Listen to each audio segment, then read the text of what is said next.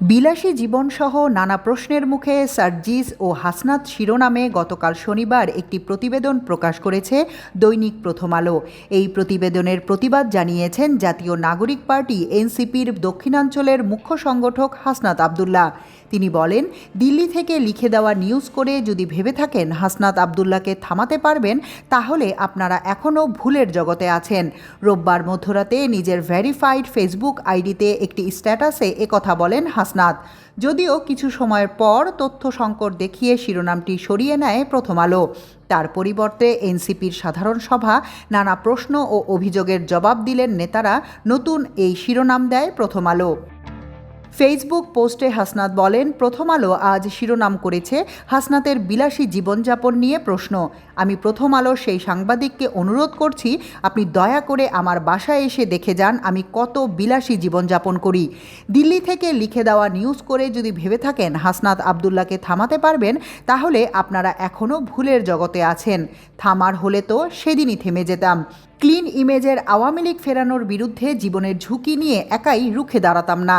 তিনি আরও বলেন, থামার হলে আপনাদের মতোই ভারত বা এদের তাবেদারি করে মন্ত্রী হওয়ার হিসাব করতাম। বিলাসিতাই যদি করতে চাইতাম তাহলে আমার এত যুদ্ধ করার দরকার ছিল না। আপনাদের সাথে মিলেমিশেই বিলাসী জীবন বেছে নিতে পারতাম। আমি সেটা করিনি এবং করবও না। যতই তথ্য সন্ত্রাস করেন, আমি ভারত বা বিরুদ্ধে কথা বলা থামাবো না। আওয়ামী লীগ ফেরানোর কোনো উদ্যোগ জীবন থাকতে সফল হতে দেব না। স্ট্যাটাসে হাসনাত বলেন, আমি কত বিলাসী জীবনযাপন করি সেটা সবাই জানে। আমার ব্যাংক ব্যালেন্স থেকে শুরু করে ট্যাক্স রিটার্ন সব কিছুই অ্যাক্সেস করা যায়। আপনারাও অ্যাক্সেস করতে পারেন, কিন্তু আপনারা করেননি। চ্যালেঞ্জ করে বলছি, গতকালের মিটিংয়ে আমার এসব বিষয়ে কোনো কথা হয়নি, প্রশ্নও হয়নি। অথচ এত বড় মিথ্যা আমার নামে ছাপিয়ে দিলেন। আমি আবারও চ্যালেঞ্জ করছি, আমি কারো কাছ থেকে 1 টাকা নিয়েছি এটাকেও প্রমাণ করুক। যে কোনোভাবে সরকারি বেসরকারি যে কোনো গ্রহণযোগ্য প্রক্রিয়ায় তদন্ত হোক। আমি রাজনীতি ছেড়ে দেব, কিন্তু এসব মিথ্যা নিউজ করে আমাকে রাজনীতি থেকে মাইনাস করা যাবে না। তিনি আরও বলেন, প্রথম আলো বারবারই এদেশের সৎ এবং দেশপ্রেমিক রাজনীতিবিদদের নামে মিথ্যাচার করেছে। ভারতীয় সাম্রাজ্যবাদের বিরুদ্ধে যে বা যারাই দাঁড়ানোর চেষ্টা করেছে তাদেরকেই আক্রমণের লক্ষ্যবস্তু বানানো হয়েছে। আমি সেই তালিকার সর্বশেষ সংযোজন। রয়ের বিরুদ্ধে পোস্ট দেওয়ার 2 দিনের মাথায় আমাকে নিয়ে এই তথ্য সন্ত্রাস কাকতালীয় হতে পারে না। এসব তথ্য সন্ত্রাস দিয়ে আমাকে থামানো যাবে না।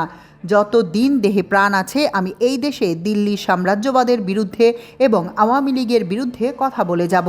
তাতে আমার রাজনীতি যদি না থাকে, আমাকে যদি মাইনাস করা হয় হোক।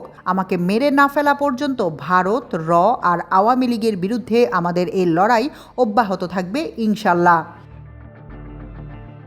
এদিকে হাসনাত আবদুল্লাহর এই ফেসবুক স্ট্যাটাসে এখন পর্যন্ত 3 লাখেরও বেশি তাদের প্রতিক্রিয়া জানিয়েছেন।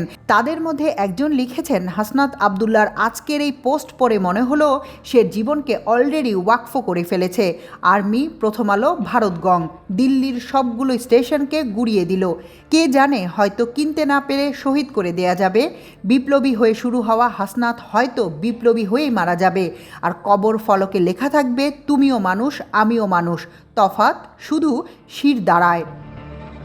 মাল্টিমিডিয়া ডেস্ক, আমার দেশ।